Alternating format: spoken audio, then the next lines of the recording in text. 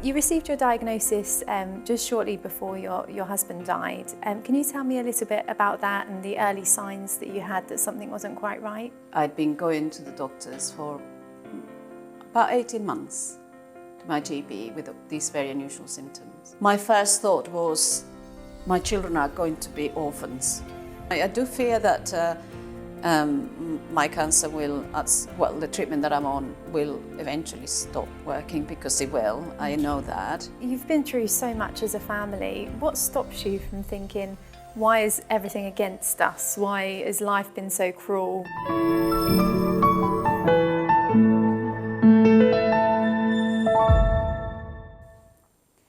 Welcome to the Life and Loss podcast. Today I'm honoured to welcome back Marbellys, who previously shared her journey of grief after the death of her husband Michael in 2016. But today we're talking about her own journey, living with stage 4 neuroendocrine cancer, a diagnosis she received just 3 months before Michael died. Marbellys has faced unimaginable challenges, yet she continues to live her life with strength and determination. Welcome, Marbellys. Hello. Thank you for joining me again today. You received your diagnosis just shortly before your husband died. Can you tell me a little bit about that and the early signs that you had that something wasn't quite right?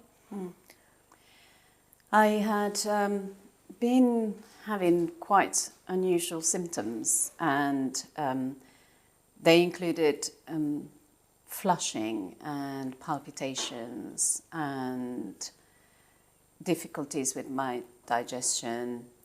Also, my weight was fluctuating, but in unexplained ways, in that I would put on weight without any reason, or I would lose weight very quickly without any reason. And I'd been going to the doctors for about 18 months, to my GP, with these very unusual symptoms. And they just couldn't work it out. But the symptoms were getting worse, and the flushing was definitely getting worse, and the palpitations, to the point where whenever I would have any of these episodes, I'd lose my vision. Wow. And there was no way of predicting when they happened, so I didn't understand what the triggers were, which meant that it was dangerous.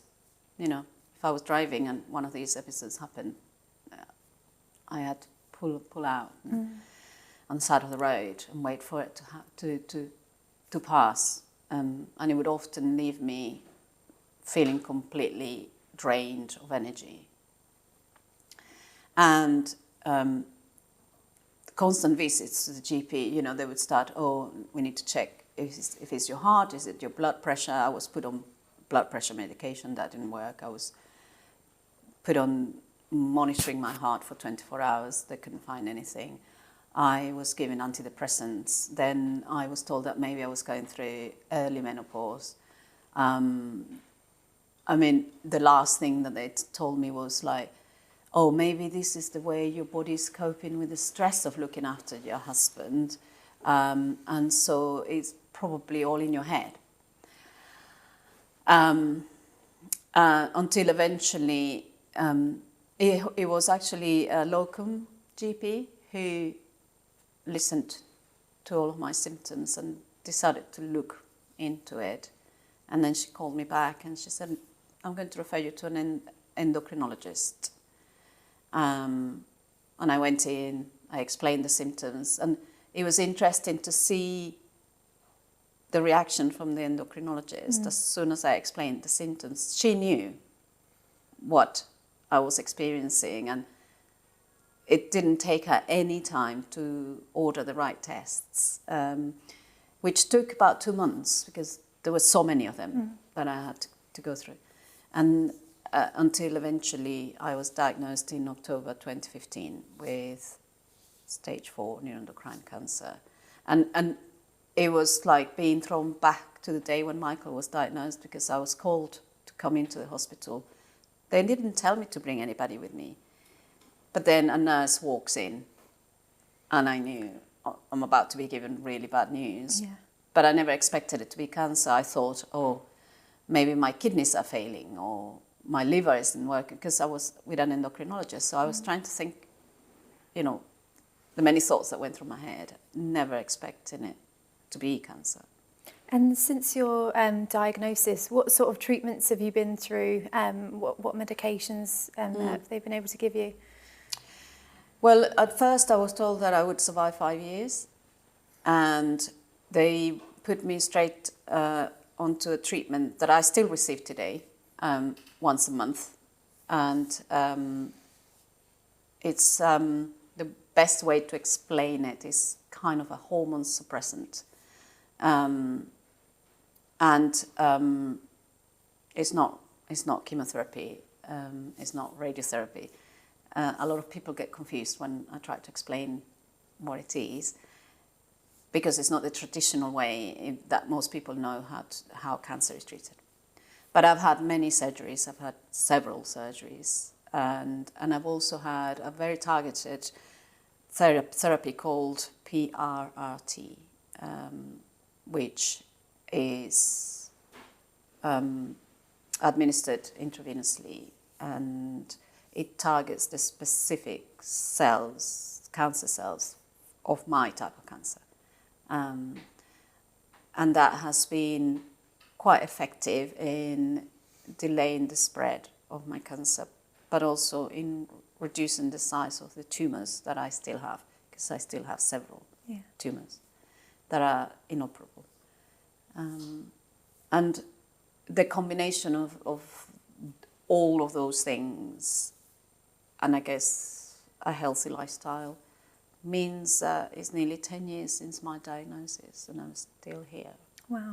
Not expecting to have been here 10 years down the line. And how did you feel just hearing that after everything you've been through with Michael, that you also had stage 4 cancer, and they'd given you 5 years at the time? How did that make you feel?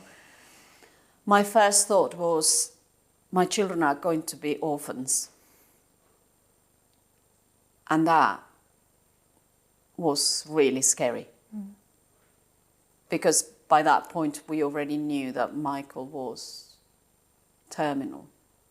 We'd already been told that he didn't have long to live. And he deteriorated quite quickly after my diagnosis. So it was a really scary place to be. And it's the worst thing that I've ever had to do, sit down my children and tell them that I also have cancer, when they already knew that their dad was going to die.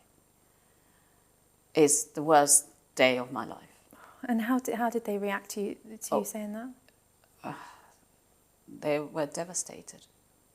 They were devastated and scared, frightened, and with many questions. And their world was turned upside down. Our family suddenly, I don't know, it felt like we were walking on quicksand, and everything was just collapsing. Yeah. And what you've obviously exceeded expectations with the treatments you've had, and 10 years later. What does day-to-day life look like for you now? Well, I live in 4-week cycles, because I have treatment every 4 weeks. So I pack everything in between treatments. When I have treatment, I need about a week to recover. And then I spend the next 3 weeks doing everything and saying yes to everything. Because I never know how long I've got. And that's just how I've decided to live with this illness. But also my motivation has always been, from the moment I was diagnosed, I just decided I cannot die, because my children cannot be orphans. And at the beginning, I kept saying to myself, I have to survive until the youngest is an adult. That is the minimum And then when the youngest became an adult, I realized she still needs me so much. I cannot die. And I know that might sound ridiculous to some people, but that is how I wake up every morning. Yeah. I cannot die. It's hard. It's really hard to keep that attitude. Yeah. And there are days when it's like, oh, I'm still here. And then there are days when it's like, yay, I'm still here. And you know, I've had very painful procedures with horrible side effects. And you know, my treatment has very undesirable side effects. It meant that I had to give up my career because I couldn't manage work with my treatment and the uncertainty of what lay ahead. But also, in a way, that was a very difficult decision to make, giving up my career. But in a way, I'm glad I did, because I was able to really focus on my children and their needs. So there have been very many difficult decisions that I've had to make in those nearly 10 years, so that I'm still here. Yeah. This podcast episode is kindly sponsored by the Leonardo Carer Support, who are an independent charity that helps people in Dorset who are unpaid carers for sick or disabled relatives or friends. To find out more, visit www.leonardocarersupport.org. And you've been through so much as a family. What stops you from thinking, why is everything against us? Why has life been so cruel? And having that sort of waking up feeling like that, what keeps you going and keeps you positive? I did have those thoughts at the beginning. I did have those thoughts, you know, and then, I don't know, I guess I've put it into perspective when it comes to, there's people with worse lives out there. I'm actually quite fortunate that I have access to free medical care, excellent free medical care that has kept me alive. We live in a country where my children have had an excellent education with many opportunities, which I have made sure that they understand their privilege when it comes to that, and to understand that the opportunities may only come once in your lifetime, so make the best out of them. So that is my perspective. Within all of those things that have happened to us, they've always been something positive. And we have many friends who love us and are still our, you know, part of my family, basically. And I've never had to worry about keeping a roof over my head or putting food on the table, or, you know. And I do know people who've been in these situations where they don't know if they're going to be able to afford the mortgage. I never had to worry about that, and so I'm very grateful, and I am very privileged. And I guess having that peace of mind means that I can decide that this is the attitude with which I am going to go forward in my life. Yeah. And thinking about the future, Marbellys, what sort of fears have you got for the future?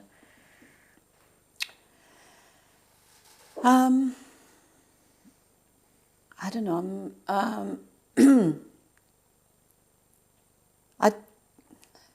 Fears, I don't know. I don't really think about them. I do fear that my cancer will, the treatment that I'm on will eventually stop working, because it will. I know that. I've had that discussion with my oncologist. So I guess, yeah, that there's an element of fear there. And I've had many complications in those 10 years, you know, that have landed me in hospital. And every time that happens, I always think, oh, is this it? So that's always in the back of my mind. It never goes away. There are days, I can't say that I forget that I have cancer, but there are days when I'm able to park it and get on with life. And there are days when my body reminds me that I have cancer. But I try not to live my life in fear. Because that takes up a lot of emotional energy. It's quite energy zapping to live in fear. So I try not to, but it does happen. I do have moments where it is difficult, and I have that reminder every 4 weeks. And on the other end of things, thinking about where you are today, you've always amazed me because you've helped raise awareness for various charities. You've done marathons, you've done dancing competitions. It seems like nothing's going to stop you, nothing's going to get in your way. What are you most proud of? Oh, wow. You know what? The thing that makes me the proudest every day is seeing my kids forging their path. Having gone through everything that they've gone through, seeing both parents being so ill, because they have seen me at my worst. To see them thriving, because they are thriving, that's everything to me. It doesn't matter what else I do. Everything else I do is peripheral. It's knowing that they're thriving. Yeah, absolutely. And final question for you today. For anyone listening who might have just received a diagnosis of cancer or another life-limiting illness, what advice would you have for them? Well, that's a difficult question to answer because, we are unique people and we deal with things in so many different ways because it's informed by what your past experiences have been like or how things were handled in your family in your childhood. So it's very difficult to have a piece of advice that will suit anybody or everybody. But I would say that if you get given a diagnosis that is life-limiting or life-changing, first of all, there's always an organisation, a charity out there who provide superb information and support and probably have, peer-to-peer support. Find them. Find them because they are the best people to have around. People who have similar diagnoses to you would have experienced so many things. You're likely to find another person who can give you tips and advice that are going to be relevant to you. I know they say don't Google. It's really hard not to do that. But if you can, don't Google. And if you are the kind of person who can talk about it, talk about it. It's better out of your mind and shared with other people than keeping it in your head and constantly thinking about it. Because your fears are not unique to you. No, very good. Yeah, that's brilliant advice. And thank you so much for being so honest and for sharing that with me today. And thank you for listening to the Life and Loss podcast. If you'd like more information on our work, you can visit our website, which is foresthomehospice.org.uk. Thank you. Please remember to like, comment and share this episode to help us reach more people.